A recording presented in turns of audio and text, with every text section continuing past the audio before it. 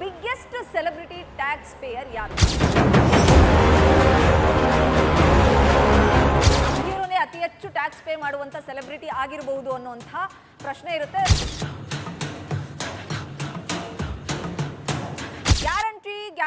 Guarantee ಇದು guarantee news. ಸುದ್ದಿ ಖಚಿತ, ನ್ಯಾಯ ನಿಶ್ಚಿತ. ನಾನು ವಿಶಾಲಾಕ್ಷಿ. ಇಂಡಿಯಾದ ಬಿಗ್ಗೆಸ್ಟ್ ಸೆಲೆಬ್ರಿಟಿ ಟ್ಯಾಕ್ಸ್ ಪೇಯರ್ ಯಾರು? ಹೀಗೊಂದು ಕುತೂಹಲದ ಪ್ರಶ್ನೆ ನಿಮ್ಮೆಲ್ರಿಗೂ ಇದ್ದೇ ಇರುತ್ತೆ.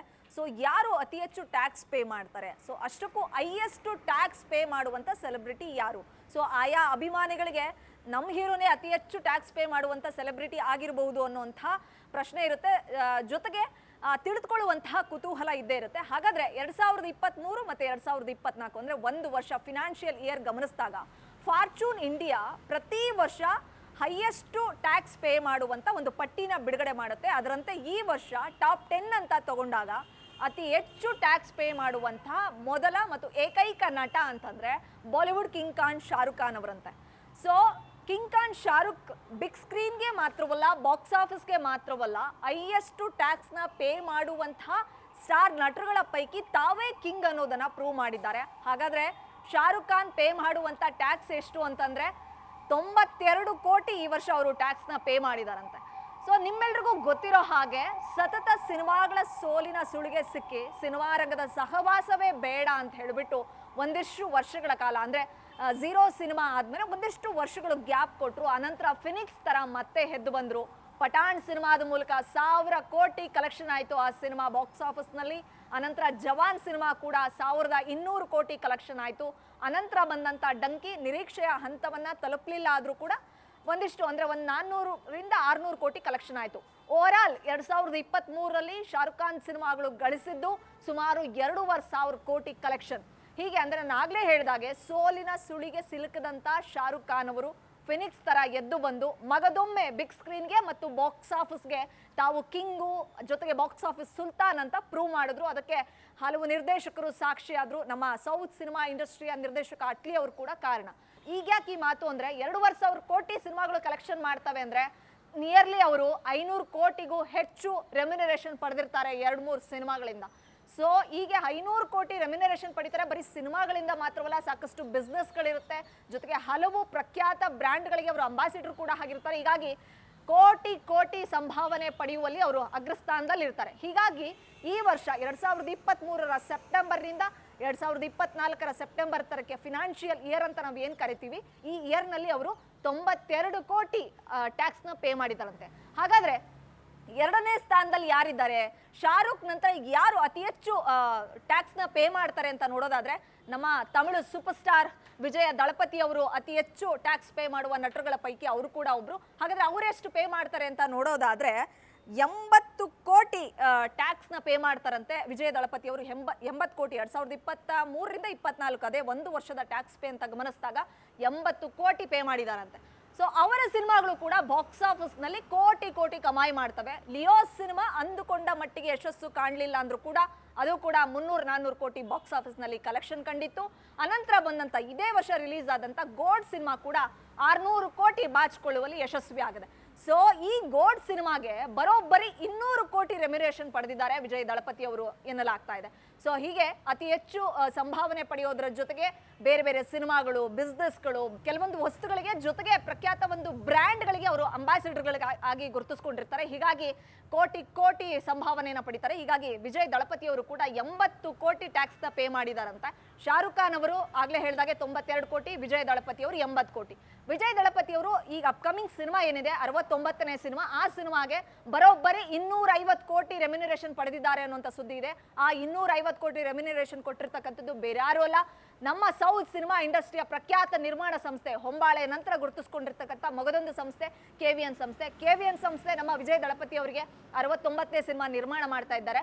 ಆ ಸಿನಿಮಾಗೆ 250 ಕೋಟಿ ಸಂಭಾವನೆ ಕೊಟ್ಟಿದ್ದಾರೆ. ಇದೊಂದು ಬಹುಕೋಟಿ ವೆಚ್ಚದ ಸಿನಿಮಾ ಆಗುತ್ತೆ ಅನ್ನುವಂತ ಹೇಳಲಾಗ್ತಾ ಇದೆ. ಅದ್ದೂರಿಯಾಗಿ ಸಿನಿಮಾ ಲಾಂಚ್ ಆಯ್ತು, ಇನ್ನೇನು ಶೂಟಿಂಗ್ ಶುರು ಆಗಬೇಕಾಗಿದೆ. ಸೊ ಶಾರುಖ್ ಖಾನ್ ನಂತರ ವಿಜಯ್ ದಳಪತಿ ಆಯ್ತು. ವಿಜಯ್ ದಳಪತಿ ನಂತರ ಯಾರಿದ್ದಾರೆ ಅನ್ನೋದನ್ನ ನಾನು ಗಮನಿಸ್ತಾ ಹೋಗೋದಾದ್ರೆ ಸಲ್ಮಾನ್ ಖಾನ್ 75 ಕೋಟಿ ತೆರಿಗೆಯನ್ನ ಪಾವತಿ ಮಾಡ್ತಾರಂತೆ. ಸಲ್ಮಾನ್ ಖಾನ್ ನಂತರ ಅಮಿತಾಬ್ ಬಚ್ಚನ್ ಅವರು 71 ಕೋಟಿ ತೆರಿಗೆ ಪೇ ಮಾಡ್ತಾರಂತೆ. ಇನ್ನು ವಿರಾಟ್ ಕೊಹ್ಲಿ 66 ಕೋಟಿ ಟ್ಯಾಕ್ಸ್ ಕಟ್ತಾರಂತೆ. ಕರೀನಾ ಕಪೂರ್ 20 ಕೋಟಿ ಟ್ಯಾಕ್ಸ್ ಕಟ್ತಾರಂತೆ. ಸೊ ಈಗ ಟಾಪ್ 10 ಪಟ್ಟಿಯಲ್ಲಿ ಕರೀನಾ ಕಪೂರ್ ಕೂಡ ಬಂದಿದ್ದಾರೆ. ಕರೀನಾ ಕಪೂರ್ ವರ್ಷಕ್ಕೆ 1-2 ಸಿನಿಮಾಗಳನ್ನ ನಿರಂತರವಾಗಿ ಮಾಡ್ತಾ ಇರ್ತಾರೆ. ಸಾಕಷ್ಟು ಬ್ರ್ಯಾಂಡ್ಗಳಿಗೆ ಅವರು ರಾಯಭಾರಿಯಾಗಿದ್ದಾರೆ. ಸೊ ಹೀಗಾಗಿ ಅತಿ ಹೆಚ್ಚು ಸಂಭಾವನೆ ಪಡೆಯುವಂಥ ನಟಿಯು, ಜೊತೆಗೆ ಬೇರೆ ಬೇರೆ ಒಂದು ಬಿಸ್ನೆಸ್ಗಳನ್ನು ಅವರು ಕೂಡ ನೋಡ್ಕೊಳ್ತಾ ಇದ್ದಾರೆ. ಸೊ ಹೀಗಾಗಿ ಅವರು ಕೂಡ ಅತಿ ಹೆಚ್ಚು ಟ್ಯಾಕ್ಸ್ ಪೇ ಮಾಡುವಂತಹ ಇಂಡಿಯಾದ ಬಿಗ್ಗೆಸ್ಟ್ ಸ್ಟಾರ್ಗಳ ಪೈಕಿ ಇವರೆಲ್ಲರೂ ಕೂಡ ಸೇರ್ಕೊಳ್ತಾ ಹೋಗ್ತಾರೆ. ಅಚ್ಚರಿ ಅಂದರೆ ಒಂದು ಕಾಲಕ್ಕೆ ಬಾಲಿವುಡ್ನ ಬಾಕ್ಸ್ ಆಫೀಸ್ ಸುಲ್ತಾನ್ ಅಂದರೆ ಸಲ್ಮಾನ್ ಖಾನ್ ಅಂತ ನಾವು ಏನು ಕರಿತೀವಿ. ಸೊ ಅವರನ್ನ ಹಿಂದಿಕ್ಕುವಲ್ಲಿ ನಮ್ಮ ವಿಜಯ ದಳಪತಿ ಯಶಸ್ವಿ ಆಗಿದ್ದಾರೆ. ಸಲ್ಮಾನ್ ಖಾನ್ ಮಾತ್ರವಲ್ಲ, ಅಮಿತಾಬ್ ಬಚ್ಚನ್, ಅಕ್ಷಯ್ ಕುಮಾರ್, ವಿರಾಟ್ ಕೊಹ್ಲಿ, ಕರೀನಾ ಕಪೂರ್ ಹೀಗೆ ಎಲ್ಲ ಬಾಲಿವುಡ್ ತಾರೆಯರನ್ನ ಬೀಟ್ ಮಾಡಿ ಅತಿ ಹೆಚ್ಚು ತೆರಿಗೆ ಕಟ್ಟುವ ಸೌತ್ ಸೂಪರ್ ಸ್ಟಾರ್ ಅಂದರೆ ಅದು ನಮ್ಮ ವಿಜಯ ದಳಪತಿ ಅವರು. ಸೊ ನಾನು ಅದಕ್ಕೆ ಆರಂಭದಲ್ಲೇ ಹೇಳಿದೆ, ಬಿಗ್ ಸ್ಕ್ರೀನ್ ಮತ್ತು ಬಾಕ್ಸ್ ಆಫೀಸ್ಗೆ ಸುಲ್ತಾನ್ ಮಾತ್ರವಲ್ಲ, ಅತಿ ಹೆಚ್ಚು ತೆರಿಗೆ ಕಟ್ಟುವ ನಟರುಗಳ ಪೈಕಿ ತಾನು ಕಿಂಗ್ ಅಂತ ಬಾಲಿವುಡ್ನ box office king, at the same time big screen king Shahrukh Khan ಅವರು ಪ್ರೂವ್ ಮಾಡಿದ್ದಾರೆ.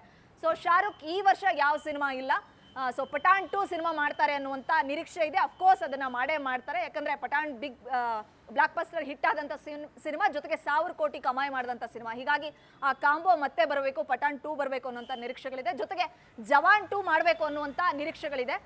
ಜೊತೆಗೆ ಜವಾನ್ 2 ಬರಲಿಲ್ಲ ಅಂದ್ರೂ ಕೂಡ ಶಾರುಖ್ ಖಾನ್ ಮತ್ತು ವಿಜಯ್ ದಳಪತಿ ಕಾಂಬಿನೇಷನಲ್ಲಿ ಸಿನಿಮಾ ಬರಬೇಕು ಅನ್ನುವಂಥದ್ದು ಬಾದ್ಶಾ ಅಭಿಮಾನಿಗಳ ಕನಸು, ಜೊತೆಗೆ ದಳಪತಿಯವರ ಅಭಿಮಾನಿಗಳ ಕನಸು ಕೂಡ ಆಗಿದೆ. ಸೊ ಇವರಿಬ್ಬರನ್ನ ಬಿಗ್ ಸ್ಕ್ರೀನ್ ಮೇಲೆ ತಂದರೆ, ಇವತ್ತೇನು 92 ಕೋಟಿ ಬಾದ್ಶಾ ಪೇ ಮಾಡ್ತಾರೆ, 80 ಕೋಟಿ ವಿಜಯ್ ದಳಪತಿ ಅವರು ಪೇ ಮಾಡ್ತಾರೆ. ಮುಂದಿನ ದಿನಗಳಲ್ಲಿ ಇವರಿಬ್ಬರ ಕಾಂಬಿನೇಷನ್ ಅಲ್ಲಿ ಒಂದು ಸಿನಿಮಾ ಬಂದ್ರೆ, ಸೊ ಅವತ್ತಿಗೆ ಬಹುಶಃ 100 ಕೋಟಿ ಟ್ಯಾಕ್ಸ್ನ ಪೇ ಮಾಡುವಂತ ಸ್ಟಾರ್ಗಳಾಗ್ತಾರೆ. ಯಾಕಂದ್ರೆ ಅವರಿಬ್ಬರನ್ನ ಒಂದೇ ಸ್ಕ್ರೀನ್ ಮೇಲೆ ತರುವಂತ ಪ್ರಯತ್ನ ಅಟ್ಲಿ ಅವರು ಮಾಡ್ತಾರೆ ಎನ್ನಲಾಗ್ತಾ ಇದೆ. ಯಾಕಂದ್ರೆ ಅಟ್ಲಿ ಅವರು ಈ ಹಿಂದೆ ಸಾಕಷ್ಟು ಬಾರಿ ಹೇಳ್ಕೊಂಡಿದ್ದಾರೆ, ನಾನು ದಳಪತಿ ಅವರನ್ನ ಜೊತೆಗೆ ಶಾರುಖ್ ಖಾನ್ ಅವರನ್ನ ಇಬ್ಬರ ಜುಗಲ್ಬಂದಿಯಲ್ಲಿ ಒಂದು ಸಿನಿಮಾ ಮಾಡಬೇಕು ಅನ್ಕೊಂಡಿದ್ದೀನಿ, ಅದು ತನ್ನ ಡ್ರೀಮ್ ಕೂಡ ಅಂತ ಹೇಳ್ಕೊಂಡಿದ್ದಾರೆ. ಆ ಡ್ರೀಮ್ ಆದಷ್ಟು ಬೇಗ ಫುಲ್ಫಿಲ್ ಆಗಲಿ ಅನ್ನೋಂಥದ್ದೇ ಎಲ್ಲರ ಕನಸು. ಅಟ್ ಪ್ರೆಸೆಂಟ್ ನಾನು ಇನ್ನೊಂದು ವಿಷಯನ ಮೆನ್ಷನ್ ಮಾಡಲೇಬೇಕು. ಅಟ್ಲಿ ಅವರು ಸಲ್ಮಾನ್ ಖಾನ್ ಜೊತೆ ಒಂದು ಸಿನಿಮಾ ಮಾಡೋದಕ್ಕೆ ಮುಂದಾಗಿದ್ದಾರಂತೆ. ಸಲ್ಮಾನ್ ಹಾಗೂ ಮತ್ತೆ ಅಟ್ಲಿ ಕಾಂಬಿನೇಷನಲ್ಲಿ ನೆಕ್ಸ್ಟ್ ಸಿನಿಮಾ ಬರುತ್ತೆ. ಜವಾನ್ ನಂತರ ಯಾವ ಸಿನಿಮಾ ಮಾಡ್ತಾರೆ ಅನ್ನುವಂಥ ಕುತೂಹಲ ಎಲ್ಲರಲ್ಲೂ ಇತ್ತು. ಆ ಕುತೂಹಲಕ್ಕೆ ಶೀಘ್ರದಲ್ಲೇ ತೆರೆ ಬೀಳುತ್ತಂತೆ. ಮಗಧೀರ ಸ್ಟೈಲ್ನಲ್ಲಿ ಪುನರ್ಜನ್ಮದ ಕಾನ್ಸೆಪ್ಟ್ ಇಟ್ಕೊಂಡು ಬ್ಯಾಡ್ ಬಾಯ್ ಸುಲ್ತಾನ್ಗೆ ಸಿನಿಮಾ ಮಾಡೋದಕ್ಕೆ ಅಟ್ಲಿ ಎಲ್ಲ ತಯಾರಿಯನ್ನು ಮಾಡ್ಕೊಂಡಿದ್ದಾರೆ ಅಂತ ಹೇಳಲಾಗ್ತಾ ಇದೆ. ಕಾದು ನೋಡಬೇಕು, ಗೊತ್ತಿಲ್ಲ ಅಟ್ಲಿ ಕಾಂಬಿನೇಷನಲ್ಲಿ ಸಲ್ಮಾನ್ ಸಿನಿಮಾ ಬರುತ್ತಾ ಅಥವಾ ಅಟ್ಲಿ ವಿಜಯ್ ಮತ್ತೆ ಬಾದ್ಶಾ ಕಾಂಬಿನೇಷನ್ ಅಲ್ಲಿ ಸಿನಿಮಾ ಬರುತ್ತಾ ಅಂತ, ಅದು ನೆಕ್ಸ್ಟ್ ವಿಚಾರ. ಬಟ್ ಅಟ್ ಪ್ರೆಸೆಂಟ್ ನಾವಿವತ್ತು ಮಾತಾಡ್ತಾ ಇರ್ತಕ್ಕಂಥದ್ದು ಫಾರ್ಚೂನ್ ಇಂಡಿಯಾ ಪ್ರತಿ ವರ್ಷ ಒಂದು ಪಟ್ಟಿ ಬಿಡುಗಡೆ ಮಾಡುತ್ತೆ, ಯಾರು ಇಂಡಿಯಾದ ಬಿಗ್ಗೆಸ್ಟ್ ಟ್ಯಾಕ್ಸ್ ಪೇಯರ್ ಅಂತ. ಸೊ ಅದರಂತೆ ಈ ವರ್ಷನೂ ಅವರು ರಿಲೀಸ್ ಮಾಡಿದ್ದಾರೆ. ಟಾಪ್ 10 ನಲ್ಲಿ ಮೊದಲ ಸ್ಥಾನದಲ್ಲಿ ಬಾದ್ಶಾ, ಕಿಂಗ್ ಖಾನ್, ಶಾರುಖ್ ಖಾನ್ ಅವರು ಇದ್ದಾರೆ ಅನ್ನುವಂಥದ್ದು ಈ ಕ್ಷಣದ ಸ್ಪೆಷಲ್ ಕಾರ್ಯಕ್ರಮ ಆಗಿತ್ತು.